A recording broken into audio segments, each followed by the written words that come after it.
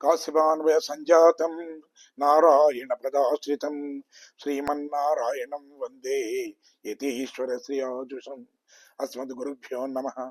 వృశ్చికే రేవతీ జాతం కృష్ణమార్య గురోస్తుతం శ్రీనివాస కృపాపాత్రం వెంకటార్య గురుం భజే. అస్మద్ పరమ గురుభ్యో నమ. గార్గేయాన్వయ సంజాతం వెంకటార్య గురోస్తుతం వరదాచార్య సశిష్యం రామాచార్య గురుం భజే. అస్మత్ పితృభ్యో నమ. మాతృదేవో భవ, పితృదేవో భవ, ఆచార్య దేవో భవ. నీలాతుంగస్తనగిరితటీ సుప్తముద్బోధ్య కృష్ణం పారాత్యం స్వం శృతి శతశిరసిద్ధమధ్యాపయంతీం సోచ్ఛిష్టాయాం స్రజిని గలితం యాబలాత్కృత్య భుంక్తే గోదా తస్యై నమైదమిదం భూయయే వాస్తు భూయ. ఆండాళ్ దివ్య తిరువళిగల శరణం. భగవద్బంధువులారా, నిన్నటి వరకు మనం 7 పాసురాలను అనుసంధానం చేసుకొని అందులో ఉండే విషయాన్ని సాధ్యమైనంత వరకు మనం తెలుసుకోవడానికి ప్రయత్నం చేశాం. ఈనాడు 8వ పాసురాన్ని మనం ప్రారంభించుకోబోతున్నాం. దానికి ముందుగా మనము ఒక అవతారిక అంటాం. అంటే దాని గురించి కొన్ని విషయాలు మొదలు ముచ్చటించుకొని తరువాత పాసురాన్ని అనుసంధానం చేసి అందులో ఉండేటువంటి విశేషార్థాలను మనం తెలుసుకోవడానికి ప్రయత్నం చేద్దాం. 6వ పాసురంలో ఈ ఆండాళ్ళు గోపిక పక్షుల శబ్దాన్ని చెప్పింది. 7వ పాసురంలో అవి చేసే శబ్దం ఎలా చేస్తున్నాయి అని చెప్తూ దాని అర్థాన్ని విడమని చెప్పింది. కీషు కీషు అని అంటున్నాయని ఆ విధంగా దాని అర్థాన్ని చెప్పింది. ఆ తర్వాత ఆ 2 గోపికలను కూడా మేల్కొల్పి తనతో పాటుగా, అంటే తామందరితో పాటుగా వారిని కూడా తీసుకొని మళ్ళీ ఇంకొక గోపికను మేల్కొల్పడానికి బయలుదేరింది. ఈనాడు మేల్కొల్పబడుతున్నటువంటి ఈ గోపిక చాలా పరమాత్ముడికి అత్యంత ఆప్తురాలు. ఆ 2 గోపికల కన్నా కూడా మరింతగా భక్తి కలిగింది పరమాత్ముడి పట్ల ఈమె. సరే, సాధారణంగా ఎట్లా ఉంటుందంటే మనకు పరమాత్ముడు అంటే ప్రేమ ఉంటుంది, కానీ భక్తులను చూస్తే వాళ్ళలో ఉండేటువంటి ఏవైనా లోపాలుంటే వాటిని మనం ఎత్తి చూపాలి అనిపిస్తుంది. ఎందుకంటే మనకు అసూయ కలుగుతుంది. వాళ్ళు కూడా మానవులే కదా, మనలాగే ఉంటున్నారు కదా, మనలాగే తింటున్నారు, మనలాగే ప్రవర్తిస్తున్నారు. అలాంటప్పుడు వాళ్లకు అంత ప్రాధాన్యత ఇవ్వవలసిన అవసరం ఏముంది అంటూ వాళ్లలో ఉండేటువంటి లోపాలను మాత్రమే మనం చూస్తూ మనం ఎత్తి పొడుస్తూ ఉంటాం. కానీ వాళ్లలో దాగి ఉన్నటువంటి భక్తిని మనం గమనించడం లేదు ఆ విధంగా. అయితే ఈ అసూయ ద్వేషాలు కలిగితే వాళ్ళను ఆక్షేపించాలనేటువంటి భావన కలుగుతుంది. కానీ భగవంతుని చూచినప్పుడు మనకు ఎంతటి భక్తి పారవశ్యత కలుగుతుందో, మన హృదయం ఎలా స్పందిస్తుందో, భాగవతులను చూచినప్పుడు కూడా, అంటే పరమాత్ముడి భక్తులను చూచినప్పుడు కూడా అలాంటి భావననే కావాలి, అలాంటి స్పందననే ఉండాలి. అలా దాన్నే నిజమైనటువంటి భక్తి అంటాం మనం. కేవలం పరమాత్ముడి మీద ఉండడం వేరు, కానీ అది భాగవత పర్యంతం, అంటే భాగవతుల వరకు, ఆ పరమాత్ముడికి ఉండేటువంటి భక్తుల వరకు కూడా అది కొనసాగి భక్తులను చూచినా అంతటి ఆనందం కలగాలి. దాన్ని ప్రేమ అని అంటాం. తరతి శోకమాత్మవిత్తు అని చెప్పి అంటారు. అంటే ఆత్మజ్ఞానం కలిగిన వాళ్ళు ఈ శోకాన్ని దాటగలుగుతారు అని చెప్పింది మనకు శృతులు. అంటే అసలు నీ శోకము అంటే ఏమిటి? శోకం అంటే ఏమిటి అసలు? అంటే శోకము అంటే మనకు అత్యంత ఇష్టమైనటువంటి వస్తువు మన నుండి దూరమైనప్పుడు మనకు కలిగేటువంటి మానసిక వికారము, అది అంతే. అంటే మన మనసులో మన ఇష్టమైన వస్తువు ఏదైనా కానీ మనం దూరం అయిపోయింది అనుకోండి, మన మనసులో ఒక బాధ అనేది కలుగుతుంది. ఆ బాధనే శోకము అంటాం మనం. అది అయితే మనకు సాధారణంగా ఏమిటంటే మనకి ఇష్టమైనవి ఏమిటి? 2. ఒకటి ఆత్మ. ఆత్మ అంటే ఏమిటి? నేను అని అంటామే మనం, మన శరీరం. 2వది పరమాత్మ. ఇవే మనకి ఇష్టమైనవి ఇవి. అయితే ఈ 2 సమానంగానే ఆనందాన్ని కలిగి ఉంటాయి. ఇటు ఆత్మ ఆనందం సదా ఆనందంగానే ఉంటుంది, పరమాత్మ ఆనందంగానే ఎప్పుడూ ఉంటాడు. కానీ ఈ ఆనందాన్ని తల్లి గర్భంలో ఉన్నప్పుడు ఆ శిశువు ఏం చేస్తుంది అంటే ఈ విషయాన్నది గ్రహిస్తుంది. అంటే ఆత్మకు ఉండే జ్ఞానం ఎలా ఉంటుంది, ఆత్మ అంటే ఏమిటి, పరమాత్మ అంటే ఏమిటి, ఈ జ్ఞానం అంతా కూడా ఆ శిశువు తల్లి గర్భంలో ఉన్నప్పుడు దానికి తెలుస్తుంది. కానీ ఎప్పుడైతే బయటకు వచ్చేస్తుందో ఈ ప్రపంచానికి రాగానే ఈ ప్రకృతి మాయ ఏదైతే ఉందో దానిలో అది ఉండిపోతుంది. అంటే ఈ ప్రకృతి ప్రభావం అనేది దాని మీద పనిచేయడం వల్ల తనకుండే జ్ఞానాన్ని అది మరుగున పడిపోతుంది. అది ఆ విధంగా మరుగున పడినటువంటి జ్ఞానాన్ని తిరిగి మనకు జ్ఞప్తికి చేసేవాళ్లే మనకు భక్తులు అంటాం. అలాంటి వాళ్ళనే మనం ఆచార్యులు అంటాం. అంటే మనలోనే ఉంది భక్తి, పరమాత్మ సంబంధించింది, కానీ మరుగున పడిపోయింది. దాన్ని మళ్ళీ పైకి తీసుకొని వచ్చి పరమాత్ముడి మీద మనకు భక్తి కలిగేట్టుగా చేసిన వాళ్ళను మన భక్తులు లేదా భాగవతోత్తములు అంటాం. అందుకే మన పెద్దలు ఏదైనా చెప్తే, భక్తులు గాని ఆచార్యులు గాని ఏదైనా చెప్పితే దాన్ని శ్రద్ధగా వినాలి. ఎందుకంటే అందుకే మనకు చెప్తారు మనకు, అంటే ఆత్మవారే ద్రష్టవ్య శ్రోతవ్యో మన మంతవ్యో నిధి ధ్యాసితవ్య అంటారు. అంటే ఏమిటి? దీన్ని యాజ్ఞవల్కులు తన శిష్యుడైనటువంటి ఆయనకు మైత్రేయుడికి చెప్పాడు ఈ విషయాన్ని. ఎవరైనా చెప్పినప్పుడు వినాలి. అది ఎలా వినాలి? శ్రవణం చేయాలి, శ్రద్ధగా వినాలి. ఆ తర్వాత దాన్ని మననం చేయాలి. ఏం చెప్పారు అనేది మళ్ళీ మళ్ళీ మళ్ళీ మళ్ళీ మన మనసులో అనుకోవాలి. ఆ తర్వాత ఆ చెప్పిన దాన్ని మనం ఆచరించాలి. దాని పట్ల భక్తి భావన మనం కలిగి ఉండాలి. కాబట్టి ఇది దాన్నే చెప్తారు మనకు. దాన్ని సాదృశంగా మనం ధ్యానం చేయగలిగినప్పుడే అది మనం వినడానికి ఫలితం దక్కుతుంది అంటారు. అంటే ఇక్కడ ఏమిటి? పక్షుల విషయాన్ని చెప్తున్నారు మనకు. అంటే అసలు పక్షులు కిలకిల రావాలి చెప్తున్నారు. ఎందుకంటే ఈ పక్షుల మాటలు వినలేదా అని చెప్పి ఆండాలు తల్లి అంటుంది కదా. అంటే షేర్పారై పక్షిಗಳ అక్కి అంటారు. అంటే భగవత్ చింతన కోసం మనం దూరంగా ఉండి పరమాత్మ తత్వం తెలియకుండా తెల్లవారుతున్నప్పటికీ కూడా మగత నిద్రలో ఉన్న వాళ్లను అవి తమ కీచు కీచు శబ్దాలతోని మనను లేపి పరమాత్మ వైపు మన మనసు మళ్ళేట్టుగా చేస్తున్నాయి అవి. అందుకే వాటిని కూడా మనం ఏంటంటే ఆచార్యులు అని అంటారట. ఈ మన ఆచార్యులు కూడా ఏం చేస్తారు?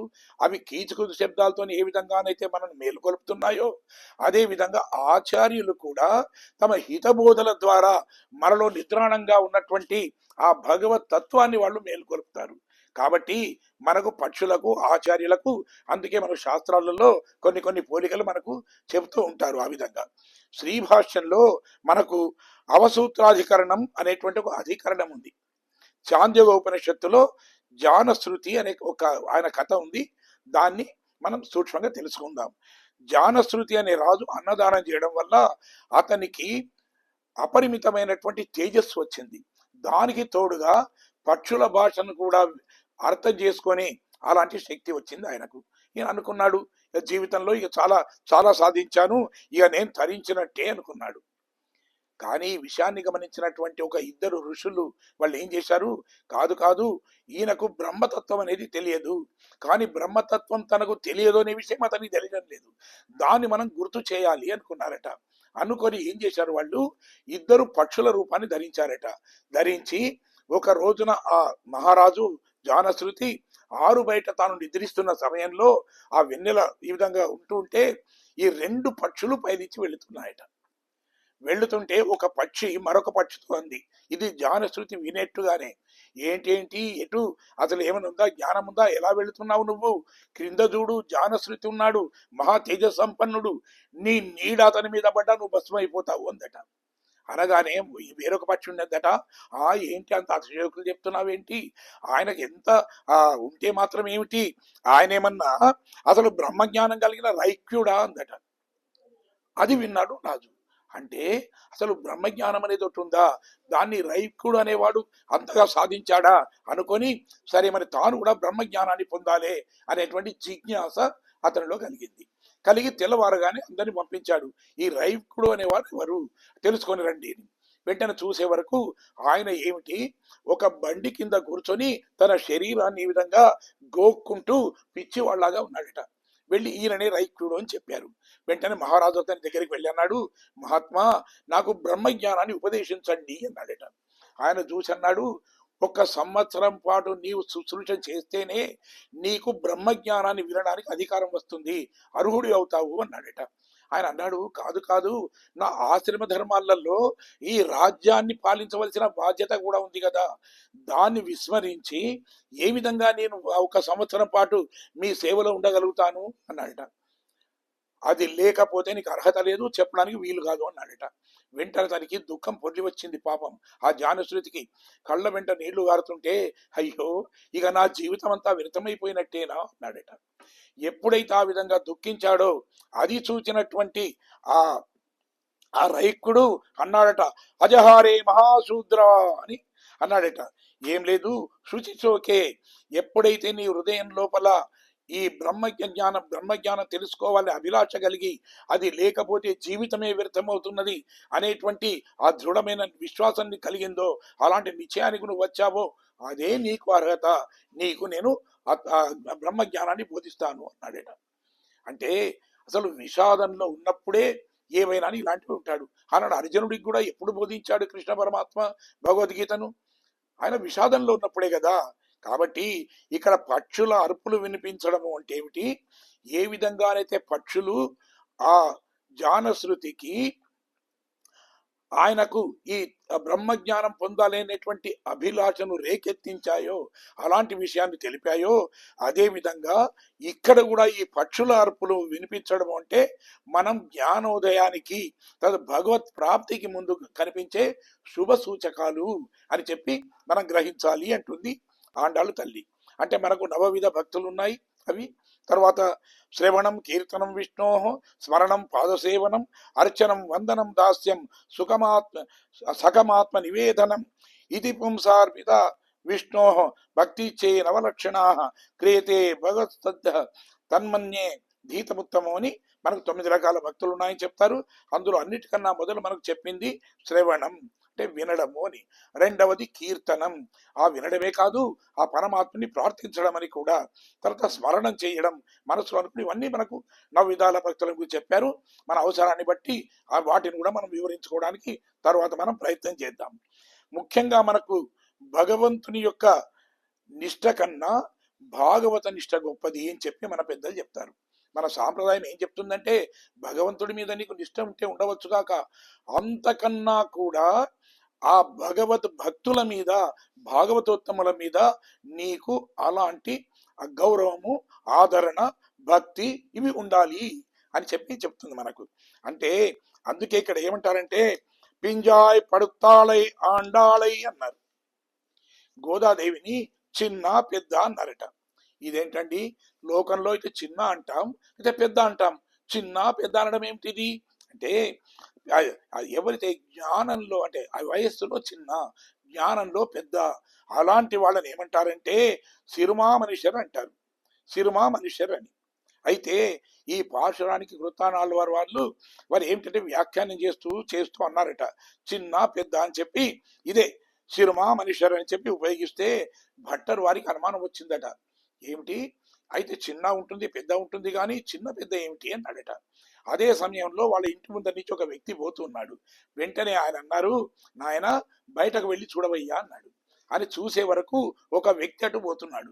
ఆయన ఎవరు అంటే ఆంధ్రపూర్ణులు అంటారు, ఆయన వడుగు నంబి అంటారు. ఆయన ఎవరు, రామానుజులకు, భగవద్ రామానుజులకు ఆయన పాచక స్వామి, వంట వండే ఆయన. చూసి రాగానే అన్నాడు, నాయన చూశావా, ఆయననే అంటారు అనేది సిరుమా శరాయి అంటారు అన్నాడు. అంటే చిన్న పెద్ద ఆయననేనయ్యా అన్నారట. ఎందుకంటే ఆయన నిజానికి ఏమిటి, వయస్సులో చిన్నవాడే కానీ జ్ఞానంలో అధికుడు, చక్కని జ్ఞానం కలిగిన వాడు ఆయన. అనేక మంది భాగవతోత్తముల కన్నా కూడా ఆయన ఎక్కువ జ్ఞానం కలిగిన వాడు కాబట్టి ఆ విధంగా మాట్లాడాను అంటారు. అంటే వడుగు నంబి ఏమిటంటే భగవద్ రామానుజులకు ఆయన పాచక స్వామి అని చెప్పాం కదా. అయితే ఒక రోజున ఈయన ఈ రామానుజుల వారికి లోపల పాలు కాస్తున్నాడట. అదే సమయంలో అక్కడ ఉండేటువంటి ఆ బయట ఉండేటువంటి వీధిలో అంటే తిరువీధి ఉత్సవం జరుగుతుందట. అంటే పెరుమాళ్ళ సేవ అక్కడికి వస్తుంది. రాగానే పిలిచాడట ఈయన, నాయన బయటకు రావయ్యా, ఇక్కడ పెరుమాళ్ళు వస్తున్నాడు, చూసి సరిద్దాము అన్నాడట. అనగానే లోపల నుంచి అలాగే ఉండి అన్నాడు ఆయన చెప్పాడట, ఆంధ్రపూర్ణులు అది స్వామి, మీ పెరుమాళ్ళు మీరు చూస్తున్నారు నిజమే, మీ పెరుమాళ్ళ కోసం నేను వస్తే మా పెరుమాళ్ళ కోసం కాస్తున్నటువంటి పాలు పొంగిపోవా అన్నాడట. అంటే ఈయన దృష్టిలో ఈయన పెరుమాళ్ళు ఎవరు అంటే ఆచార్యులైనటువంటి భగవద్ రామానుజులే. అంటే అక్కడి నుంచి వస్తున్న ఆ పెరుమాళ్ల కన్నా కూడా ఈయనకి తన ఆచార్యుల మీద ఉండేటువంటి నిష్ట గొప్పది. ఒకసారి ఈ రామానుజులు వారు కావేరి నదిని దాటుతున్నారట. దాటేటప్పుడు ఏం చేశారు, వారి దగ్గర ఉండే తిరుమల పెట్టే అదే ఆ పెరుమాళ్ళ పెట్టి ఇచ్చారట. ఇచ్చిన తర్వాత దాన్ని తల మీద పెట్టుకున్నాడు ఈ వడుగు నంబి. తర్వాత నడుస్తూ ఉన్నారు. ముందు రామానుజులు దాన్ని ఆ నదిని దాటుతున్నాడు. దాటి ఒడ్డుకు వచ్చి చూసే వరకు ఇంకా నీళ్లలోంచి నడుచుకుంటూ వస్తున్నాడు ఈ ఆంధ్రపూర్ణులు. ఆయన ఏమిటి, తల మీద ఆ పెరుమాళ్ళ పెట్టి ఉంది, దాని మీద భగవద్ రామానుజుల పాదుకలను తాను తీసుకున్నవి ఏవైతే ఉన్నాయో అవి తీసి దాని మీద పెట్టుకున్నాడట. వెంటనే రామాను చూసి అన్నట్టు, అయ్యయ్యో ఎంత అపచారం, ఎంత అపచారము, ఏమిటి అది పెరుమాళ్ళ పెట్టినయ్యా, దాని మీద నా పాదుకలు పెట్టావేమిటి, అపచారము అన్నాడట. వెంటనే అన్నాడట, స్వామి మీ పెరుమాళ్ళు మీకు గొప్ప, కానీ నా పెరుమాళ్ళు నాకు గొప్ప. లోపల ఉండే పెరుమాళ్ళ కన్నా నా పెరుమాళ్ళ పాదుకలే నాకు గొప్పవి, అందుకే పైన పెట్టాను అన్నాడట. అంటే ఎంతటి ఆచార్య నిష్ట అసలు. కాబట్టి అందుకే ఆయనను చిన్న పెద్ద అని చెప్పి అంటారు అని చెప్తారు. అయితే ఈ గోదా గోపిక కూడా అంటే అలాంటి భాగవత నిష్ట కలిగిందే, ఈమె కూడా భాగవత నిష్ట కలిగిందే. అంటే పరమాత్ముడి మీది కన్నా కూడా పరమాత్ముడి భక్తులైనటువంటి ఎవరైతే లోపల పడుకొని ఉన్న గోపికలు ఉన్నారో వాళ్ళ దర్శనం కూడా చేసుకొని తరువాత ఆ పరమాత్ముడి దర్శనం చేసుకోవాలి అనేటువంటి అభిలాష కలిగింది ఈ గోదా గోపిక. అందుకే వీళ్ళు ఏం చేస్తుంది అంటే ధర్మ అసలు ఆ విధంగా అనుకుంది కాబట్టి ఆ ఒకరిని ఇద్దరిని కదా మూడవ గోపిక ఇంటి ముందరికి కూడా వచ్చేసి ఆమెను కూడా మేల్కొల్పడానికి ఆమె ప్రయత్నం చేస్తుంది. ఈ ధర్మరక్షణ కొరకు పరమాత్ముడు తాను ఈ భూలోకంలో అవతరిస్తాడు. కేవలం ధర్మరక్షణనే కాదు, ఆచరించి చూపి మనం కూడా ఎలా నడవడిక ఉండాలి అని చెప్పడానికి ఆ స్వామి త్రేతాయుగం లోపల రాముడిగా, భరతుడిగా, లక్ష్మణుడిగా, శత్రుఘ్నుడిగా 4 రూపాలతో అవతరించాడు స్వామి. ఎందుకంటే ధర్మాలు 4 అని చెప్తారు. ఒకటి సామాన్య ధర్మము, రెండవది విశేష ధర్మము, మూడవది విశేషతర ధర్మము, తర్వాత 4వది విశేష తమ ధర్మము అంటాం. అంటే ఒకటి కంటే ఒకటి ఎక్కువ. సామాన్య ధర్మం అంటే ఏమిటి, ఒక మానవుడు ఈ లోకంలో ఎలా మెదలాలి అని రాముడు దాన్ని పాటించి చూయించాడు. తండ్రి ఆజ్ఞ కోసం కష్టపడుకోకుండా అడవులోకి వెళ్ళాడు, తండ్రి ఆజ్ఞ పాలించాడు.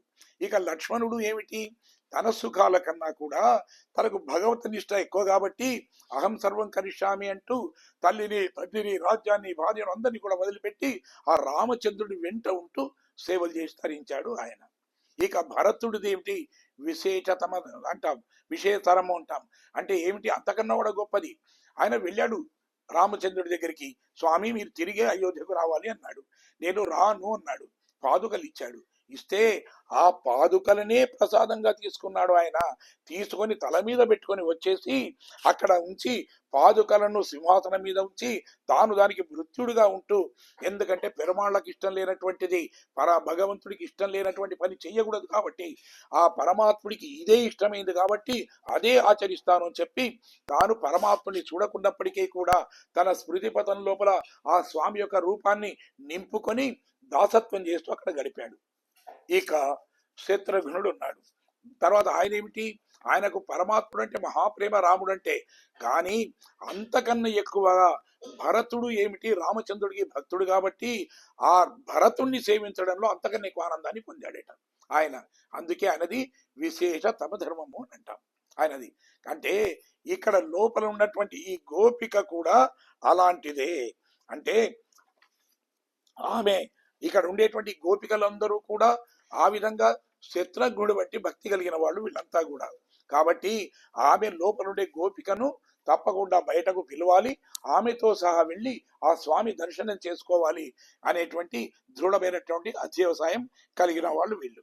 కాబట్టి అలాంటి ఆ రామచంద్రుడు ఆ చేసి ఆచరించి చూపించినటువంటి ధర్మాలనే చక్కని పదాలలో 30 పాసురాలలో ఉపనిషత్తులలో సారాన్నంతా కూడా మనకు అవి మనకు వినిపించి చూయించింది ఆండాಳು తల్లి మనకు. అయితే అందుకే అంటారు, ఇదేమంటారు అంటే వేదమనైతుక్కం విత్తాగుం అంటారు. అంటే ఈ తిరుపవైనది ఏమిటయ్యా అంటే వేద సారానికి విత్తు లాంటిది అంటాం. ఒక విత్తును నాటితే అది ఏ విధంగా వృక్షంగా మారి అనేకమైనటువంటి శాఖోపశాఖలుగా అది ఉండి మనం కోరుకున్నటువంటి ప్రతి అందిస్తుందో ఇది కూడా అంతే. చూడడానికి 30 పాశురాల్లాగానే కనిపిస్తాయి, కానీ వాటిని విడదీస్తుంటే వేదాలలో, ఉపనిషత్తులలో, రామాయణ, భారత, భాగవతాలలో ఉండే సారమంతా కూడా మనకు తెలుస్తుంది అని చెప్పి, అందుకే ఇదేది ఒక విత్తు లాంటిది అని చెప్తారు. ఈ నేటి పాత్రలో లేపబడుతున్నటువంటి ఈ గోపిక ఎవరైతే ఉన్నారో ఈమె ఏది అంటే ఆ భగవంతుడి పట్ల పరమ ప్రీతి కలిగింది. భగవంతుడు అంటే అత్యంతమైనటువంటి భక్తి భావన కలిగింది ఈమె. చాలా కుతూహలం, స్వామిని చూడాలి, స్వామి దగ్గరికి వెళ్ళాలి అని. కానీ అసలు ఏం అనుకుందట ఆమె, ఎలా ఉండాలి అసలు భక్తి అని అంటే మనకు శాస్త్రం చెప్తుంది, భక్తి మనకు కూడా ఉంది, కానీ భక్తి ఎలా ఉండాలి అంటే అది చాలా కుతూహలంతో మనం ఉండాలట. అంటే తైలధారావత్ అవిచ్ఛిన్న స్మృతి సంతాన రూప ప్రీతిపూర్వక అనుధ్యానం భక్తిని అభిధీయతే అంటారు. అంటే ఒక పాత్రలోంచి మరొక పాత్రలోకి మనం ఏదైనా తైలాన్ని దారబోస్తుంటే ఆ నూనె దార అనేది దీనికి అంటుకొని ఒకే రకంగా ఎలా ఉంటుందో అదే విధంగా ఎడతెరిపి లేకుండా అలాంటి ధ్యానం అనేది పరమాత్ముడు మనకు ఉండాలట. దాన్నే భక్తి అంటాం. అది కూడా ప్రీతిపూర్వకంగా ఉండాలి. ఎట్లా ఉండాలి? ప్రీతిపూర్వకంగా. అంటే పరమాత్ముడు అంటే చక్కని అభిప్రాయం కలిగి ఉండాలి. అంటే ధ్యానం అంటే అది కేవలం చేయడం అంటే అట్లాంటి శత్రువులు కూడా చేశారు. శ్రీష్పాడు కూడా 100 సార్లు అన్నాడు కృష్ణ కృష్ణ కృష్ణ అన్నాడు. అది కాదు, ప్రీతిపూర్వక అనుధ్యానం, భక్తితో చేసేది అంటే ప్రేమతో చేసేదాన్నే భక్తి అంటారు. కురుక్షేత్ర సంగ్రామం అయిపోయింది. తర్వాత దుర్యోధనుడు సరే మరణించాడు, అంత అయిపోయింది. అయిన తర్వాత ఇంకా కృష్ణుడు అక్కడే ఉన్నాడట. ఎందుకంటే ఇంకా కొన్ని విషయాలు ఏమిటంటే అవి సవరించాలి కాబట్టి అక్కడ ఉన్నాడట, చక్కదిద్దడానికి అక్కడ ఉన్నాడు ఆయన. ఉన్న తర్వాత ఒక రోజున ధర్మరాజు వచ్చాడు కృష్ణుడి దగ్గరికి. వచ్చేవరికిన పరధ్యానంలో ఉన్నాడట. ఏదో చూస్తూ, ఏదో ఆలోచిస్తూ, ఏదో ధ్యానంలో ఉన్నాడట కళ్ళు మూసుకొని. ధర్మరాజు అన్నాడు, దగ్గరికి వచ్చి తట్టి లేపి అన్నాడు, స్వామి మాకేదైనా కష్టాలు వస్తే నిన్ను కదా మేము స్మరిస్తాము, అలాంటిది నువ్వు ఎవరిని ధ్యానం చేస్తున్నావు? మేము నిన్ను ధ్యానం చేస్తాము, నువ్వు మరెవరిని ధ్యానం చేస్తున్నావు అన్నాడట. అనగానే కృష్ణుడు అన్నాడు, కాదు కాదు, నాకన్నా గొప్ప దేవుడు ఎవడనేటువంటి భావన మీకు ఉంటే ఉండవచ్చుగాక, కానీ అది కాదు. శరతల్పగతో భీష్మ సామ్యన్నివ హుతాశన మాం ధ్యాతి పురుష వ్యాగ్రహ తదో మే తద్గతం మన అంటాడు. అంటే శరపంజరం మీద పడుకున్నటువంటి ఆ భీష్మాచార్యులు అసలు నన్ను ధ్యానిస్తున్నాడయ్యా, కాబట్టి అతడు నన్ను ధ్యానిస్తున్నాడు కాబట్టి నా మనస్సు అనేది ఆయన వైపు వెళ్ళింది అన్నాడట. అంటే ఇక్కడ మనం గమనించవలసింది ఏమిటంటే, మనము పరమాత్ముని ధ్యానిస్తే లేదా పరమాత్ముని ధ్యానంలో మనం మునిగిపోతే పరమాత్ముని మనస్సు కూడా మన మీదకి లగ్నమవుతుంది. అంటే మనలో ఉండేటువంటి ఆ భక్తి, మనలో ఉండేటువంటి ఆ నిష్ఠ పరమాత్ముని చిత్తాన్ని కూడా మన వైపు ఆకర్షిస్తుంది. ఈ విషయాన్ని ముఖ్యంగా మనం గమనించుకోవాలి. అందుకే నిరంతర అనుధ్యానం భక్తి అంటాం మనం. అందుకే ఈనాడు లేపబడుతున్నటువంటి ఆ గోపికను వీరు ఏమని లేపుతున్నారు, తర్వాత మేలుకొలుపుతున్నారు, అందులో ఉండేటువంటి కొన్ని ముఖ్య విషయాలను కూడా మనం తెలుసుకోవడానికి మనం ప్రయత్నం చేద్దాం. కీజువానం వెళ్ళెండ్రు ఎరుమై సిరువీడు மேய்வான் பரந்தனகான் மிக்குள்ள பிள்ளைகளும் போவான் போகின்றாரை போகாமல் காத்து உன்னை கூவான் வந்து நின்றோம் கோதுகலமுடைய போவாய் எஜுந்திராய் பாடிப்பறை கொண்டு மாவாய் பிளந்தானை மல்லரை மாட்டிய தேவாதி தேவனை சென்று நாம் சேவித்தால் ஆவா வென்றாராய் అందరులే రెంబావాయ్. ఆండాల్ దివ్య తిరువళ్ళే శరణం. ఇలా ఉండే అర్థాన్ని మన సమయాన్ని బట్టి మనం తెలుసుకోవడానికి మనం ప్రయత్నం చేద్దాం. కీజువానం వెళ్ళెండ్రు అంటున్నారు. అంటే తూర్పు దిక్కున తెల్లవారుతుంది, ఉదయిస్తుంది అని చెప్పారు. చూడండి అని చెప్పి లోపల ఉన్నటువంటి గోపికకు ఈ బయట ఉన్నటువంటి ఆండాళ్ళు తల్లి మిగతా కొందరు గోపికలు వీళ్ళు చెప్పారు. చెప్పితే ఆమె ఉంది అంటే సాధన చెప్తాం మనం ఏంటి, చీకటి ఉంది కదా, చీకటి అనేది మెల్లమెల్లగా తొలగిపోతూ ఉంటే అప్పుడేమవుతుంది, వెలుగు అనేది మరింతగా ప్రకాశం దగ్గరికి వస్తుంది. అండ్ అలాగే మనలో ఉండే అజ్ఞానం అనేది దూరమైతే ఆ జ్ఞానం అనేది కొద్దిగా కొద్దిగా కొద్దిగా మనకేమిటంటే అది కలిగి మనకు ఒక రకమైనటువంటి భావన కలుగుతుంది. అంటే ఈ జ్ఞానము అనేది మనకు పరమాత్ముడి దయ వల్ల కలుగుతుంది. కానీ ఈ జ్ఞానం అంటే ఏమిటి అంటే నిజానికి అజ్ఞానంలో ఏమీ తెలియదు, కానీ జ్ఞానం వల్ల కొంత మనకు ఏదైనా అని తెలిసి వస్తుంది. జ్ఞానం రెండు రకాలుగా ఉంటుంది. అంటే ఈ జ్ఞానం అనేది ఒకటి మనము పరమాత్ముడి అనుగ్రహం వల్ల మనం సంపాదించుకున్నది. దీనివల్ల మనకేమిటి కొంత తెలుస్తుంది కానీ ఇంకా ఎక్కువగా తెలియదు. కానీ ఆచార్యులు చెప్పేటువంటి జ్ఞానం వల్ల దాన్ని ఏమిటంటాం, ప్రజ్ఞానము అంటాం. మనకున్నది జ్ఞానము, అది ప్రజ్ఞానంగా మారుతుంది, మరింతగా మనకు ఎక్కువ జ్ఞానాన్ని అది కలగజేస్తుంది. అది అయితే ఈ జ్ఞానం అనేది కూడా రెండు రకాలు అంటాం. ఒకటి అన్యథా జ్ఞానము అంటాం, రెండవది విపరీత జ్ఞానము అంటాం. అంటే ఏమిటి, ఒక మనకి ఎప్పుడైతే ఈ అన్యథా జ్ఞానం ఉంటుందో వస్తువు ధర్మం సరిగా తెలియదు, వస్తువు ఇది ఏమిటి అని తెలియకుండా ఉన్నదాన్ని అన్యథా జ్ఞానం అంటాం. ఒకదాన్ని చూసి మరొకరిగా అనుకునవచ్చుగాక ఇది ఏమిటి అనేది సరిగా తెలియదు. ఇక అన్యథా జ్ఞానం అంటే ఏమిటి, ఒకదాన్ని చూసి మరొకటి అని భావించడం, అది ఉన్నదానికి బదులుగా దానికి మరొకటి ఏదో ఉంది అని అనుకున్న దాన్ని ఇది అన్యథా జ్ఞానము అని అంటాం. ఈ లోపల ఉన్నటువంటి గోపికంది తూర్పు దిక్కున తెల్లబడుతుందని మీరు అంటున్నారు, కానీ అసలు తూర్పు దిక్కు ఇంకా ప్రకాశం రావడం లేదు, వెలుగు రావడం లేదు. మీరంతా కూడా తదేకంగా తూర్పు దిక్కు చూస్తున్నారు. అంటే ఎప్పుడు ఉదయం అవుతుందా అని చూస్తున్నారు. మీ ముఖాలన్నీ ఎలా ఉన్నాయి అంటే చంద్రబింబాలలాగా ఉన్నాయి. అందమైనటువంటి మీ ముఖాలతోని ఆ వైపున చూస్తుంటే ఆ ప్రకాశం వల్ల ఎదురుగా ఉన్నట్టుగా అంటే అదంతా కూడా తెల్లగా మీకు కనిపిస్తుంది, కానీ నిజానికి ఇంకా తెల్లవారడం లేదు అన్నారట. అంటే 5 లక్షల మంది గోపికలు, వీళ్ళు అందమైన వాళ్ళు. ఎందుకంటే వీళ్ళు వీళ్ళు వరం వల్ల పుట్టిన వాళ్ళు కదా, కాబట్టి పూర్వజన్మ జ్ఞానంతో పాటు ఇక్కడ వీళ్లకు ఆ భగవంతుడి మీద ఉండే భక్తి వల్ల ముఖం మీద ఒక రకమైన గొప్ప తేజస్సు కలిగింది.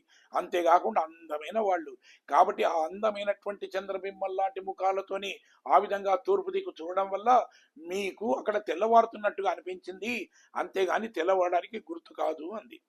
అంటే మా ముఖాలు తెల్లగా ఉంటేనేం అడవికు తెల్లగా కనిపిస్తుందా అని చెప్పి వీళ్ళు గోపికలు బయట నుంచి అడిగారట. అయితే అన్నాడు, నిజమే కనిపిస్తుంది, ఎందుకు కనిపించదు అన్నారు. అంటే మనకు పెద్దలు మరొకటి ఉదాహరణ కూడా చెప్తారు. అంటే రామాయణాన్ని ఒక పండితుడు చెప్తున్నాడట. ఆ పండితు పూర్వకాలం చాలా రోజుల కింద పూర్వకాలంలో చెబుతుంటే ఏం చేస్తాం, రామాయణాన్ని ఎప్పుడైనా చెప్పేది ఉంటే ఎత్ర ఎత్ర రఘునాథ కీర్తనం తత్ర కృతమస్తకాంజలి బాష్పవారి పరిలోచనం అని చెప్పి మనం ఆంజనేయుని స్తుతిస్తాం కదా, ఎక్కడ రాముడి చరిత్ర విన్నా, ఎక్కడ రాముని భజనలు జరుగుతున్నా అక్కడ ఉంటాడు అని. అందుకనే రామాయణం చెప్పేటప్పుడు ఒక ఉచితమైనటువంటి ఆసనాన్ని వేస్తాం, దాని మీద ఎవరు కూర్చోరు, అది అది ఒట్టిగానే ఉంటుంది, దాని మీద ఆంజనేయ స్వామి వచ్చే కూర్చుంటాడు అని. అయితే ఈ విధంగా అక్కడ ఉన్న తర్వాత సరే రామాయణం నడుస్తుంది. అశోకవనంలో ఉండేటువంటి విషయాన్ని ఆ పండితుడు వర్ణిస్తూ అన్నాడు, అశోకవనంలో ఉండేటువంటి ఆ పువ్వులన్నీ కూడా తెల్లగా ఉన్నాయి అన్నాడు. అంతవరకు అక్కడ ఆ స్థలం మీద కూర్చున్నటువంటి ఆంజనేయుడు ఒక్కసారి ఒక రూపాన్ని ధరించి వచ్చేసి అన్నాడు, ఏంటయ్యా అసలు ఇంతవరకు సరిగానే చెప్పావు, ఇప్పుడు ఎందుకు అబద్ధం చెప్తున్నావు, అసలు అశోకవనంలో ఎర్రటి పుష్పాలు ఉన్నాయి, తెల్లటి లేవు అన్నాడు. కాదయ్యా నిజంగానే తెల్లగానే ఉన్నాయి, నేను పుస్తకంలో నేను ఈ కావ్యంలో ఉన్నదే చెప్తున్నాను అన్నాడు. నువ్వు చూసి చెప్తున్నావేమో, కానీ నేను ప్రత్యక్షంగా చూసిన వాడిని చెప్తున్నాను, అవి ఎర్రగానే ఉన్నాయి అన్నాడట. ఆయన అన్నాడు, నేను ఎందుకు తప్పు చెప్తానయ్యా, ఎప్పుడైనా చెప్తానా, నేను శాస్త్రం చదువుకున్న వాడిని ఎప్పుడైనా అబద్ధాలు చెప్తానా, నేను అబద్ధం ఎప్పుడని చెప్పడం లేదు, నతేవా అందుతా కావ్య కాచిదత్ర భవిష్యతి అని, కనుక ఉన్న విషయాన్ని నేను వివరిస్తున్నాను మరొకటి లేదు అన్నాడట. అనగానే ఇద్దరు వాదించుకుంటుంటే మరొక వ్యక్తి అక్కడ వచ్చేసి అన్నాడట, మీరిద్దరూ నిజమే అన్నాడట.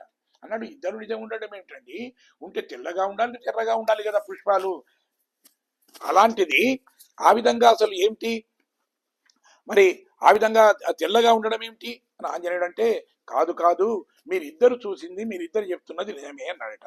ఎలా అంటే, కాదు రావణాసురుడు సీతమ్మ వారిని అపహరించాడు అనే విషయం నీకు తెలుసు కాబట్టి ఆ విషయాన్ని విన్న తర్వాత నీలో కలిగినటువంటి ఆ ఉద్రేకం వల్ల, కోపం వల్ల నీ కళ్ళు ఎర్రగా అయ్యాయి.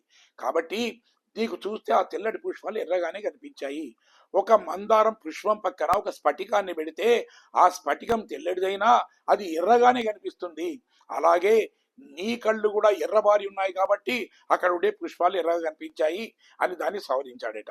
అంటే అందుకే ఇక్కడ అంటున్నారు, మీ ముఖాలన్నీ కూడా తెల్లగా మెరిసిపోతున్నాయి కాబట్టి ఆ మీ ముఖాల కాంతి ప్రసరించడం వల్ల అక్కడ తెల్లగా కనిపిస్తుంది అని లోనున్నటువంటి ఆ గోపిక వీరితో చెప్పిందట.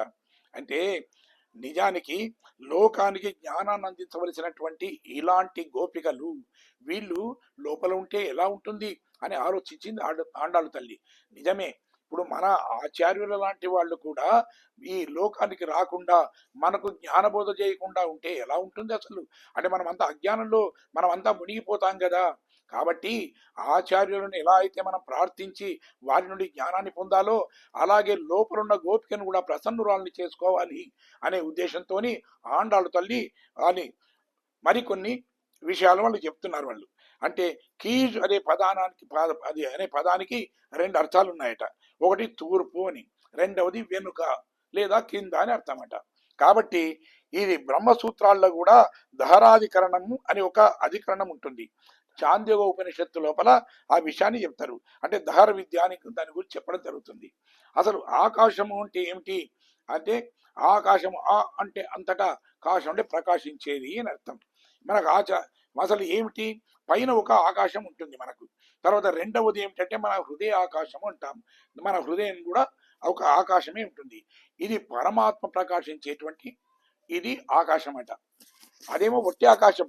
కానీ మనకునే దహర విద్యలో అంటే దాని ద్వారా మనం సంపాదించుకున్నటువంటి ఇదేమిటంటే ఈ ఆకాశం ఏమిటి అంటే ఇందులో పరమాత్ముడు స్థిరంగా ఉండేటువంటి ఆకాశం ఇది. కాబట్టి అయితే ఆసమంతాత్ కాశ ప్రకాశే ఇది ఆకాశ అంటారు. అంతటా ప్రకాశించేది అని అర్థం. అంతటా ప్రకాశించేది ఏమిటి? పరమాత్ముడే. కాబట్టి ఆకాశం అంటే మరొక అర్థం పరమాత్ముడు అని కూడా మనం భావించవచ్చు. అయితే ఈ లోపల ఉన్నటువంటి గోపిక ఈ దహర విద్యను చక్కగా ఆపోషణ పట్టింది. అందుకే ఆ కృష్ణుడి యొక్క రూపాన్ని తన హృదయంలో నిలుపుకొని తర్వాత తన భావన లోపల ఆ స్వామి సుందర రూపాన్ని తాను చూస్తూ తన్మయత్వాన్ని చెందుతూ ఆనందాన్ని అనుభవిస్తూ ఉందట. ఒకవేళ ఈ విధంగా కళ్ళు తెరిచి బయటకు వస్తే తనకుండే ఈ ఆనందం ఎక్కడ దూరం అవుతుందో అనేటువంటి భయం చేత ఆమె కనులు మూసుకొని వీళ్ళతో మాట్లాడుతుంది, కానీ ఆ స్వామి రూపాన్ని తన హృదయంలోంచి ఎటు పక్కకు జరగనివ్వడం లేదట. అది అయితే అందుకే అంటారు. అంటే ఈ ఆండాళ్ళు గోపిక మరొక గుర్తు కూడా చెప్తుంది. ఆమె లేవకపోతే ఎరుమై సిరువీడు మేడువాయ్ పరందనఖాన్ అంటారు. అంటే చెప్తున్నారు, ఏమి లేదు, ఈ గేదెలు చిన్న బీడులోకి వెళుతున్నాయి, అవి ఆ గడ్డి మేయడానికి పోతున్నాయి అని చెప్తున్నారు. అంటే గేదెలు మంచుబడినటువంటి ఆ గడ్డిని తింటే ఎక్కువగా పాలనిస్తాయట.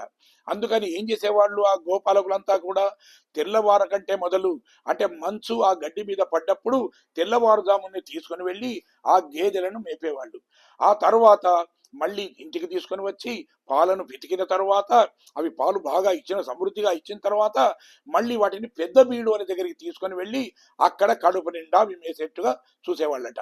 కాబట్టి ఇక్కడ వీళ్ళు చెప్తున్నారు, ఎందుకంటే తెల్లవారుజాముననే ఆ విధంగా గేదెలను తీసుకొని వెళుతారు కాబట్టి ఆ గేదెలను చిన్న బీడుకు తీసుకొని వెళుతున్నారు అని చెప్తున్నారట. చెప్పితే అది కూడా ఆమె అంగీకరించలేదట. అందట అంటే ఏమిటి, గేదెలు అజ్ఞానానికి గుర్తు, నల్లగా ఉంటాయి కదా, ఉంటాయట. అందుకే మీకు ఇంకా పూర్తి జ్ఞానం రాలేదు అన్న విధంగా ఆమె అందట. మీ చూపు ఎంత దూరం అయితే పడిందో అంతవరకు మీ కళ్ళల్లో ఉండేటువంటి కాంతితోని మీకు తెల్లగా కనిపిస్తుంది. అయితే మధ్యన ఏమిటి, మధ్యన చూసేవారికి ఏముంది, కొంత లోతు ప్రదేశం ఉంది, తర్వాత ఎత్తు ప్రదేశం ఉంది. కాబట్టి మీ కాంతి అనేది ఎత్తు ప్రదేశాలలోనే పడుతున్నది. మధ్యలో ఉండేటువంటి ఆ లోతుగా ఉండేటువంటి స్థలంలో పల్ల ప్రాంతంలో పడడం లేదు. కాబట్టి ఆ పల్ల ప్రాంతం అంతా మీకు నల్లగా కనిపించి అది గేదెల్లాగా కనిపిస్తుంది, కానీ అసలు అవి గేదెలు కావు అని అన్నదట. అంటే తెల్లవారు పోని మేము ఇన్ని చెప్తే కూడా మరి నువ్వు తెల్లవారలేదు అంటున్నావు కదా, తెల్లవారలేదు అని చెప్పడానికి మరి నీకున్న ఆధారం ఏంటో చెప్పండి అన్నారట. మీకున్న ఆధారం ఏంటో చెప్పండి అంటే ఆమె ఎందట మీకుళ్ళ పిల్లైగళం పోవాన్ పోగిన్రారై అంటే ఆమె ఎందట కాదు కాదు, ఎందుకనంటే ఒకవేళ నిజంగానే తెల్లవారి ఉంటే ఈ మీ కొద్ది మందే కాదు అందరూ వచ్చేవాళ్ళు కదా. అంటే 5 లక్షల మంది వచ్చి అల్లరి చేస్తుంటే ఎంత కోలాహలంగా ఉండేది. కేవలం కొద్ది మంది మాత్రమే మీరు వచ్చారు కదా, కాబట్టి ఇది అందరూ రాలేదు కాబట్టి ఇది తెల్లారడానికి గుర్తు కాదు, ఏదో మీకు నిద్ర పట్టక ఏదో వెళ్ళాలని ఆతురతతోని మీరు వచ్చారు అందట. అయితే అందుకే అంటున్నా వీళ్ళు పిక్కుళ్ళగలయం పిక్కుళ్ళ పిల్లయ్యగలం పోవాన్ పోగిన్రారై అంటారు. అమ్మా మిగతా గోపికలంతా కూడా వచ్చారు, కానీ వాళ్ళు కృష్ణుని దర్శనం కోసం అని చెప్పి వ్రతం చేయాలి అనుకునే స్థలం ఏదైతే ఉందో అక్కడికి వాళ్ళు వెళ్ళారు అన్నాడట.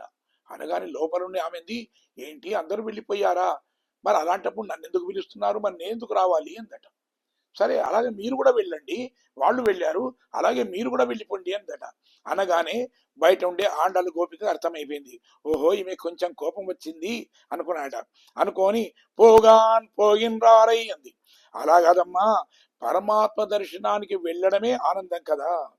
ఆ ఆనందంలో తాము మునిగిపోయి ఏం చేస్తున్నామనేటువంటి భావన కూడా లేకుండా ఆతృతతోని ఎప్పుడైతే వెళ్ళి ఆ స్వామి దర్శనం చేసుకోవాలి అనే భావనతోని ఆ విధంగా ముందు వెళ్ళారు అందట.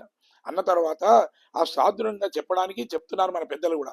అర్చరాది మార్గం బోలే అంటారు, అంతేకాకుండా తిరుమల యాత్రం బోలే అంటారు. మనం తిరుమలకు వెళ్ళాలి అనుకున్నాం అనుకోండి, ఆ స్వామి దర్శనానికి వెళ్ళాలి అనుకుంటే ఏమిటి, ఎప్పుడు మన మనసులో పలాని రోజున వెళుతాము అంటే అంతకన్నా ఎంతో ముందు నుంచి మనం అనుకున్న నాటి నుంచి వెళ్ళేంత వరకు మనకు ఆనందమే. ఇగో వెళుతాము వెళుతాము వెళుతాము వెళుతామనే ఆనందం. కాబట్టి ఆ యాత్రకి ఎట్లా మనం ఆనందపడతామో అలాగే వాళ్ళు కూడా కృష్ణ దర్శనం కోసం వాళ్ళు ఆనందం పడుతూ వాళ్ళు ఆ విధంగా పరిస్థితులను గమనించకుండా ముందు వెళ్ళారు అన్నాడు. అంతే, మరి వాళ్ళకు మరో ఉద్దేశం అంటూ ఏమీ లేదమ్మా, ఏమీ లేదు.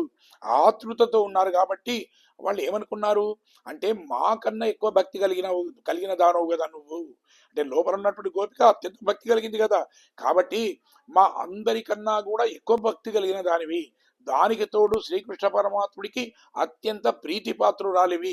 అలాంటిది మేమే ఇంత ఆతృత పడుతుంటే, మేమే ఇంత ఆనందంతో ఉంటుంటే, మేమే త్వరపడుతుంటే ఇంకా నువ్వు త్వరపడకుండా ఉంటావా, నువ్వు వెళ్లకుండా ఉంటావో, నువ్వు ఎప్పుడో వెళ్ళి ఉంటావు అనే భావన చేత వాళ్ళందరూ వెళుతుంటే మేము చూసిన తర్వాత పరికించి ఇంకా నువ్వు రాలేదు అని చెప్పితే ఓ అలాగాని అక్కడ వాళ్ళని ఆపి నిన్ను లేపడానికి మీ ఇంటి ముందరికి వచ్చాము అన్నారు వీళ్ళు.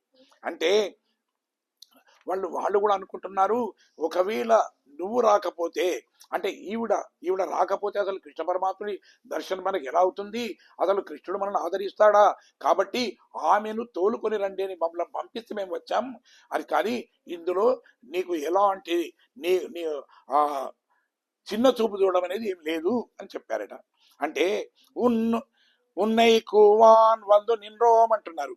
అంటే నిన్ను పిలవడం కొరకు మేము వచ్చాము, ఎందుకంటే నీలాంటి గొప్పదాన్ని నిద్ర లేపడం ఏదుందో అది మాకు కూడా గౌరవదాయకమే కదా, మాకు కూడా గొప్పనే కదా మాకు, ఎందుకంటే మాకు కూడా ఆనందదాయకమే. అంతేకాకుండా నీలాంటి నీలాంటి ఒక భక్తుల ఇంటి ముందర నిలబడడం కూడా అది మా పూర్వజన్మ సుకృతంగానే మేము భావిస్తాము, అది కూడా మా గొప్పతనమే అని అన్నారట. ఉన్నయి కువాన్ అంటే నిన్ను పిలిచామనేటువంటి గొప్పతనాన్ని దక్కించుకోవాలనే ఉద్దేశంతో మేము వాళ్ళందరినీ అక్కడ నుంచి ఇక్కడికి వచ్చామమ్మా, కాబట్టి నువ్వు బయటకు వస్తే చాలు, నీ గుమ్మంలో నిలుచుకోవడమే మాకు మా పూర్వజన సుకృతంగా మేము భావిస్తున్నాము, అదే మాకు పరమ ప్రయోజనం అంటూ అన్నారట. అంటే రామాయణంలో కూడా మనకు వాల్మీకి మహర్షి చెప్తాడు. అంటే విభీషణుడు శ్రీరామచంద్రుని శరణాగతికి వచ్చినప్పుడు ఆయన శరణ వేయడానికి వచ్చి ఆకాశంలో నిలబడ్డాడట. నిలబడి ఉత్తరం తీరమాసాధ్య కస్త ఏవ వ్యవస్థత అంటారు. అంటే అంటే ఏమిటి అతిష్టత అంటే ఆ నిలబడమే ఆనందం అనుకొని నిలబడ్డాడట. అంటే అది తాను చేయబోయేది రాముని దర్శనం కాబట్టి, రాముని శరణాగతి చేయడానికి వెళుతున్నాడు కాబట్టి అక్కడ నిల్చున్నప్పటికీ కూడా అంత దూరం నుంచి కూడా ఆ పరిసరాలను చూడడము, అతని భక్తులను చూడడం వల్ల అది కూడా ప్రయోజనమే, ఆనందమే అనుకొని నిలబడ్డాడు. అలాగే మేము కూడా నీ ఇంటి ముందు నిలబడము దాన్ని కూడా మేము అలాగే భావిస్తున్నాం, మా అదృష్టంగా మేము భావిస్తున్నాం అంటూ అన్నారట. ఆ పరమాత్ముడు ఎలాంటి రక్షాపేక్ష పరాయణుడు కదా ఆయన. ఎవరు రమ్మంటే అలా చేస్తాడు. అంటే ఆనాడు గజేంద్రుడు ప్రార్థిస్తే వైకుంఠం నుంచి పరిగెత్తుకొని వచ్చాడు ఆయన. అలాంటిది అసలు మనం పిలిస్తే కూడా రాడా, కానీ మనము అతని దగ్గరికి వెళితే మరింతగా ఆయన బాధపడతాడు.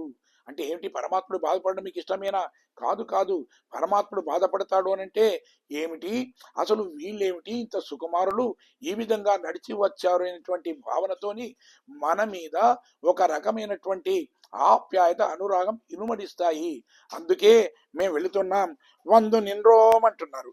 అంటే వచ్చి ఉన్నామని ఇంటి ముందరికి అన్నాడు. అనగానే మళ్ళీ నేనేం గొప్పనా అందట. ఎందుకు నన్ను ఇంత పిలవడం ఎందుకు, నేనేం గొప్పనా అందట. అంటే కోతుకలముడయ్య పావాయ్ యజుందిరాయ్ అన్నారు. అంటే కుతూహలం కలిగినటువంటి అమ్మాయి అంటూ అన్నారు. ఇది ఇష్టము ప్రీతి అని అర్థం కుతూహలం అంటే. ఇది ఓ గోపిక, ఈ గోపిక ఏమిటంటే శ్రీకృష్ణుడికి అత్యంత ప్రీతిపాత్రురాలు ఈమె. శ్రీకృష్ణుని ఒకసారి అర్జునుడు అడిగాడట, కృష్ణానికి ఎవరంటే ఇష్టమయ్యా అన్నాడట. వెంటనే కృష్ణుడు అదే ప్రశ్న వేస్తున్నాడట, నీకు ఎవరంటే ఇష్టమో అన్నాడట. నాకు నన్ను ఎవరైతే ఆదరిస్తారో, తర్వాత ఎవరైతే నన్ను కోరుకుంటారో, అలాంటి ఎవరంటే నేను ఇష్టపడతారో వాళ్ళంటే నాకు ఇష్టమో అన్నాడట. నాకు కూడా అంతే, నన్ను ఎవరు ఇష్టపడతారో వాళ్ళనే నేను ఇష్టపడతాను అంటూ యో మద్భక్త సమప్రియ అన్నాడట. అంటే అది అంటే యామనములు కూడా అంటారు వారు కూడా. అంటే ఆ స్వామిని మనం అది ప్రసన్నం చేసుకోవాలి అంటే కేవలం నీకుండేటువంటి ఒక ఈ భక్తి అనేది అహంకార పూరితమై ఉండకూడదు. అది ఎలా ఉండాలి, స్వామివారి పాదాలను ఆశ్రయించాలనే ఆనందం నీలో ఉండాలి అంటారు. తర్వాత సరే వీళ్ళు కూడా అంటున్నారు అదే, అమ్మా నిజానికి నువ్వు ఆ విధంగా అసలు నేను గొప్పనా అని ఎందుకు అంటున్నావు, నువ్వు నిజానికి నీవు పరిపూర్ణమైనటువంటి ఆడదానివి. అంటే ఒక ఆడదానికి ఎన్ని లక్షణాలు ఉండాలనో అలాంటి లక్షణాలు కలిగిన దానివి. ఆనాడు రామాయణంలో మనం వింటే సీతమ్మ వారు లంకా నగరానికి వెళ్ళింది, ఇటు రాముణ్ణి ఎడబాసి. ఎందుకు వెళ్ళింది అంటే రావణాసురుడి చెరలో ఉండేటువంటి దేవతా స్త్రీలను విడిపించడానికి వెళ్ళింది. తాను వెళితే తప్ప రామచంద్రుడు అక్కడికి రాడు. రామచంద్రుడు లంకా నగరానికి వస్తే తప్ప రావణుడు మరణించడు. రావణుడు మరణిస్తే తప్ప అక్కడ ఉండేటువంటి యొక్క ఆ దేవతా స్త్రీలకు చెర విముక్తి కాదు అని సాటి ఆడివారిగా భావించి వాళ్ళ క్షేమం కోసం ఆమె భర్తను కూడా దూరం చేసుకొని వెళ్ళింది కదా. మరి అలాంటి కరుణ నీకు కూడా కలిగిన దానివి కదా, కాబట్టి నువ్వు కూడా సాటి స్త్రీలకు చేయాలి. అందుకే ఆమెను ఏమన్నారు అంటే నీ పురుషకారం కావాలి మాకు, నీ పురుషకారం ఉంటేనే మేము ఆ పరమాత్ముని చూడగలుగుతాము. కృష్ణ పరమాత్ముడు నీవు లేకుండా మాకు దర్శనం ఇస్తాడా, కాబట్టి మాకు దర్శనం ఇవ్వడానికైనా కానీ నీవు నిద్ర నుంచి మేల్కొని రావాలి అన్నాడట. అందుకే ఆనాడు సీతమ్మను కూడా నారేణాం ఉత్తమావధు అన్నట్టు ఈనాడు నిన్ను కూడా ఉత్తమమైనటువంటి స్త్రీగా మేము భావిస్తున్నామమ్మా, మాకు ఉపకారం చెయ్యి అని ప్రార్థించారు. పాడి పరైకొండు అంటే భగవంతుని గురించి మనం పాడాలి. అంటే నోరున్నందుకు ఏం చేయాలి చెప్తారు, పాయి పడత్తు ప్రయోజనం వరవేండావో అంటారు. అంటే నోరు నుందకు ప్రయోజనం పొందాలి. ఆ ప్రయోజనం ఏమిటయ్యా అంటే పరమాత్ముని నామాన్ని కీర్తించడమే అది అంటారు. అంటే నిన్నటి పాసురంలో శ్రవణం యొక్క విశిష్టత చెప్పుకున్నాం. ఇక ఈ రోజు కీర్తన అని చెప్తున్నారు. ఇది తర్వాత విని తరించిన వాడు ఎవరయ్యా అంటే పరీక్షిత్తు. భాగవతాన్ని విని చేశాడు, పరీక్షిత్తు చేశాడు. ఇక కీర్తించి తరించిన వారు ఎవరయ్యా అంటే ధన్యో రామ పదాశ్రితోచ హనుమాన్ వాల్మీక భూ కీర్తయన్ అంటారు. అంటే అదే ఆ విధంగా రామచరితాన్ని కీర్తించి అది వాళ్ళు జన్మధర్య చేసుకున్న వాళ్ళు ఎవరయ్యా అంటే ఆంజనేయుడు వాల్మీకి అని చెప్తారు. భగవన్నామాన్ని అనుసంధానం చేస్తుంటే ఆ ఆనందం లోపల ఇముడకుండా అది బయటకు రావాలట, పొంగి పొరలి రావాలి. ఒక పాత్రలో మనం ఏదైనా కానీ ద్రావకాన్ని పోస్తే, ఒక పాలను పోసాము, నీళ్లను పోసాము, ఏదో పోసామనుకోండి, పోతే అది నిండిపోయిన తర్వాత అందులో ఇముడక ఏ విధంగానైతే బయటకు దొర్లుకుంటూ వస్తుందో అదే విధంగా ఆ భగవన్నామాన్ని జపించడం వల్ల మనలో కూడా ఆ ఆనందము, ఆ భక్తి, తర్వాత ఆ విధంగా మన లోపల కూడా ఆ విధంగా ఇముడకుండా బయటకు పొర్లి రావాలి అంటారు. అందుకే మనకు కులశేఖర వాళ్ళు కూడా చెప్తారు, కంటేన స్వర గద్గదేన నయనే నోద్గీన బాష్పాంబున అంటారు. అంటే ఆ విధంగా పరమాత్ముని నామాన్ని మనం జపిస్తుంటే అసలు మన కళ్ళ లోపల ఆనంద బాష్పాలు కూడా అవి వచ్చేట్టుగా ఉండాలి, ఆ విధంగా ఉండాలి అంటారు. అంటే మనం భగవంతుడి కైంకర్యం చేసేటప్పుడు అంతటి భక్తి భావన ఉండాలి. అంటే కాబట్టి మనకేమిటి, పాడడమే మన ప్రయోజనం అని అని చెప్పి ఆండాళ్ గోపిక అంటుంది. మా వాయి పిలందానై అంటాడు. మా అంటే గుర్రం, గుర్రం నోటిని చీల్చినవాడు అంటారు. అంటే కేశు అనే రాక్షసుడు గుర్రం రూపంలో వచ్చేసి కృష్ణుని సంహరించడానికి వచ్చాడట. అసలు ఏమిటి, బృందావనంలో చంపబడిన చిట్ట చివరి రాక్షసుడు ఈ కేశి. అయితే ఆయనను ఎత్తి కింద వేస్తే కూడా మరణించలేదట. అప్పుడు ఏం చేశాడు, తన చేతిని ఆ రాక్షసుడి నోటిలో, అంటే గుర్రపు నోటిలో ఆ చొనిపి దాన్ని పెద్దగా వెడల్పు చేశాడట. అది ఆ విధంగా అది పెరుగుతూ పెరుగుతుంటే ఆ రాక్షసుడి యొక్క నోరు చీలిపోయి అతడు కింద పడి మరణించాడట. అంటే ఎందుకు మరి, అందుకని ఈ చరిత్రను వింటే మనం కూడా బాగుపడతాము అంటారు. ఏమిటండి, ఈ చరిత్రను వింటే కృష్ణుడికి సంతోషమే, మనకేమిటంటే కాదు కాదు, మనలో కూడా 5 గుర్రాలు ఉంటాయి. అవి ఏమిటంటే పంచేంద్రియాలు అంటాం. ఇవి మన వశాన్ని తప్పుతాయి, ఎప్పుడు మన దగ్గర ఉండవు. కానీ దీనిని కళ్ళెం లాంటిది ఏదంటే మనస్సు. మనస్సు దాన్ని కళ్ళెంలాగా ఈ 5 గుర్రాలు తమ ఇష్టం వచ్చినట్టుగా పోకుండా ఒక్క దగ్గర ఉంచుతాయి ఇవి. కాబట్టి ఆ విధంగా ఇంద్రియాని హయాన్యాహు మన ప్రగ్రహవాంతర అని, అందుకని మనస్సే కళ్ళెం కాబట్టి ఆ విధంగా కళ్ళెం అదుపు చేయకపోతే ఏ విధంగానైతే గుర్రాలు అదుపు తప్పుతాయో అదే విధంగా మన మనస్సును కూడా మా అదుపు లేకపోతే ఈ ఇంద్రియాలన్నీ ఇష్టం వచ్చినట్టుగా పోతాయి. కానీ ఇంద్రియాలను అదుపు చేసి మన మనస్సును కూడా చేయగలిగిన వాడు ఎవరయ్యా అంటే ఆ స్వామి నామస్మరణ చేస్తే మనకు ప్రయోజనం. ఈ కేశీ కథను మనం, ఈ కేశి వృత్తాంతాన్ని వినడం వల్ల మన మనస్సు నిలకడగా ఉంటుంది, మన ఇంద్రియాలను మనం అదుపులో పెట్టుకోవాల్సినటువంటి స్థితి మనకు ఏర్పడుతుంది అంటారు. అంటే మనలో ఉండేటువంటి అహంకారమే కేశి అంటాం. మనలో ఒక అహంకారం ఉంటుంది. అంటే మనం ఏదున్నాను కొంతకాలం మనం ఏదో ఉన్నప్పటికీ కూడా అనుకోకుండా ఏదో అహంకారం వచ్చేస్తుంది, ఏదో గొప్పవాణ్ణి అనుకుంటాం. అలాంటి ఆ అహంకారాన్ని దూరం చేస్తేనే భక్తి అనేది అది బాహ్యంగా కానీ అంతరంగా కానీ అది మన లోపల ఉంటుంది. అది అందుకే, లేకపోతే ఎలా చేస్తాం మనం అంటే రావణాసురుడిగా అవుతాం మనం. రావణాసురుడు కూడా ఏమన్నాడు, ద్విజాభజ్యేయమప్యేయం ననమే ఎందుకు చేతని. అంటే రామచంద్రుడి దగ్గర వెళ్ళి తలవంచవయ్యా అంటే నన్ను రెండుగా విభజించినప్పటికీ కూడా, తలాముండం వేరు చేసినప్పటికీ కూడా నేను రాముడి ముందు తల వంచను అన్నాడు. అలాగే మనం కూడా అలాంటి అహంకారం ఉంటే మనం పరమాత్ముడి ముందు మనం ఆ విధంగా తల వంచము. ఈ భక్తి అనేది మనకు పనికిరాదు.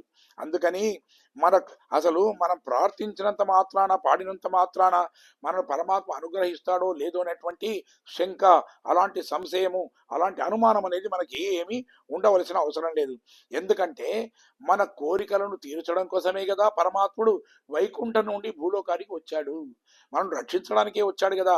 ప్రయోజనం మనకే, స్వామికి ఎలాంటి ప్రయోజనం కూడా లేదు. మల్లరై మాట్య అంటాడు. అంటే ఆ కంసుని ఆస్థానంలో ఉన్నటువంటి మల్లున్నారే, చాణూరుడు, ఆ ముష్టికుడు, ఆ చాణూరుణ్ణి కృష్ణుడు, తర్వాత ఆ ముష్టికుణ్ణి బలరాముడు వీళ్ళు సంహరించారు. ఎందుకు సంహరించారో తెలుసా? అక్కడ ఉండేటి మనలాంటి భక్తులైనటువంటి ఆడవాళ్ళుంటే వాళ్లను ఆనందింపజేయడానికి, అంటే భక్తజనులను ఆనందింపజేయడానికే అంత శ్రమ తీసుకొని వాళ్ళను సంహరించాడు కదా. నిరంతరం కూడా మనకు ఆనందం కలిగించడానికే పరమాత్మను ప్రయత్నం చేస్తాడు. కంసుడిని కూడా అందుకే సంహరించాడు. దుష్ట శిక్షణ చెయ్యాలి కాబట్టి సంహరించాడు. మొదలేం చేశాడు, కంసుని ప్రాబల్యం తగ్గించడానికి మనం ఓ చెట్టును కొట్టాలంటే ఏం చేస్తాం, చుట్టుపక్కల ఉండే కొమ్మలను మొదలు కొట్టేస్తాం, ఆ తరువాత చెట్టును నరుకుతాం. అలాగే అతని చుట్టూ ఉండేటువంటి అనేక మంది ఎవరైతే రాక్షసులు ఉన్నారో ఆ రాక్షసులందరినీ కూడా సంహరించి అతని ప్రాబల్యాన్ని, బలాన్ని తగ్గించి తర్వాత కంసుడిని సంహరించాడు. దేవాది దేవనై అంటారు. కృష్ణయే వహి భూతానాం ఉత్పత్తి రవిచాప్య అని అన్న సర్వభూతాలను ఉత్పత్తి చేసి వాటిని సంరక్షించి చివరకు లయం కూడా చేసేవాడు ఆ పరమాత్ముడే కదా. ఆయన దేవాదేవుడు కదా. బ్రహ్మ రుద్ర ఇంద్రాదులందరినీ కూడా ఆయననే, వాడు ఉద్భవించడానికి కారకుడు ఆయననే కదా.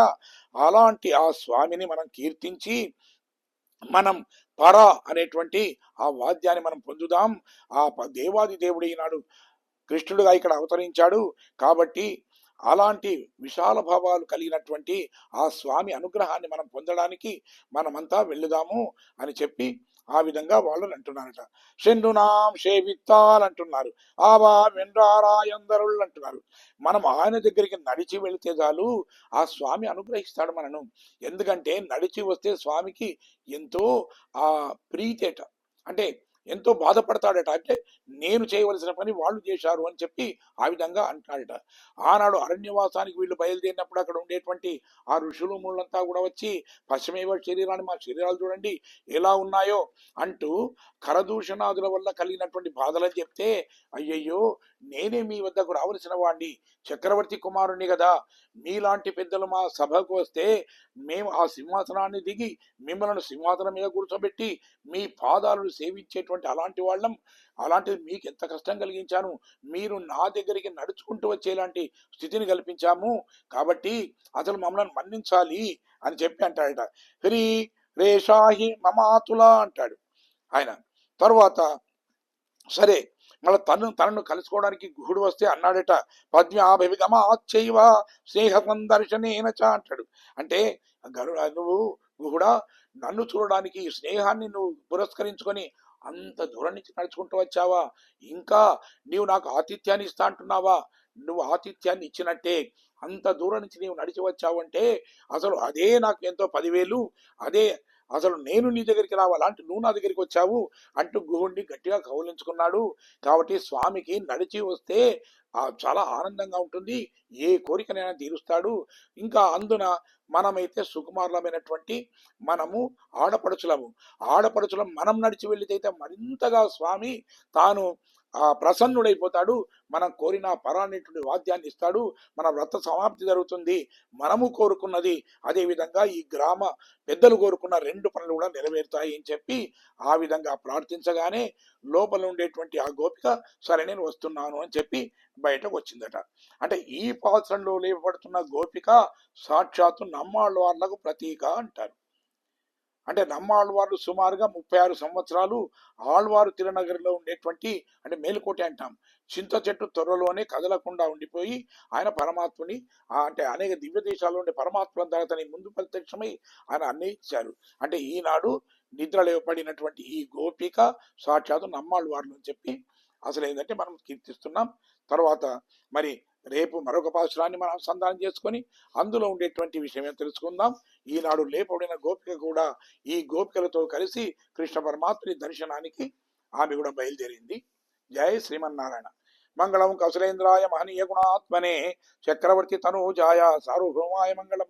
వేద వేదాంత వేద్యాయ మేఘశ్యామలమూర్తయే పుంసాం మోహన రూపాయ పుణ్యశ్లోకాయ మంగళం.